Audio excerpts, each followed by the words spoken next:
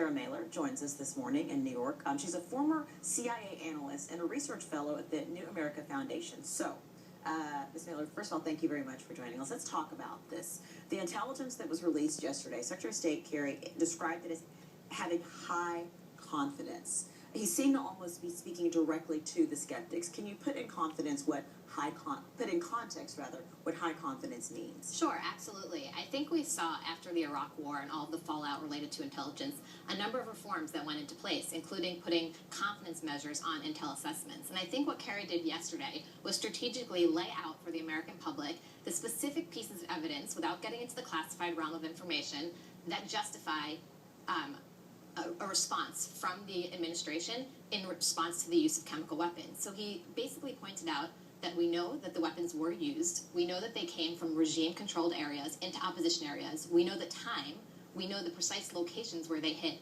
and he laid out the types of intelligence we have. He talked about intercepted communications, he talked about reports on the ground, to show that we had a wide array of confirmed reports that show that chemical weapons were in fact used by the Assad regime. And when he says high confidence, what does that mean? Well, you know, the intelligence community has been pressed to put confidence measures on their report. It means most likely that there has been confirmation across multiple agencies and that analysts have confirmed across different types of intel sources. So not just media reports, not just intercepts, not just visual confirmation, but all of these things together painted probably a holistic picture of chemical weapons use.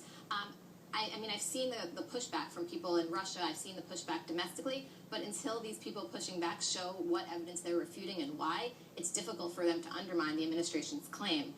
I mean, I think the report did do a good job showing, at least in the unclassified realm, what types of evidence they have in their hands. And talk a little bit more about, this isn't happening in a vacuum. This is happening in a world and in a country that is understandably skeptical because of where the country has been before. Talk a little bit more about that and why that did prompt these changes in the intelligence community. Sure. I mean, I think you saw that it prompted these changes in terms of coordination among multiple agencies, information sharing, the Director of National Intelligence set up, Department of Homeland Security. All of these changes happened on the heels of 9/11 because people did not want the intelligence community to make a mistake in terms of missing a strategic attack like 9/11 or an error in terms of WMD in Iraq. So both of those events drove a series of reforms across the intelligence community.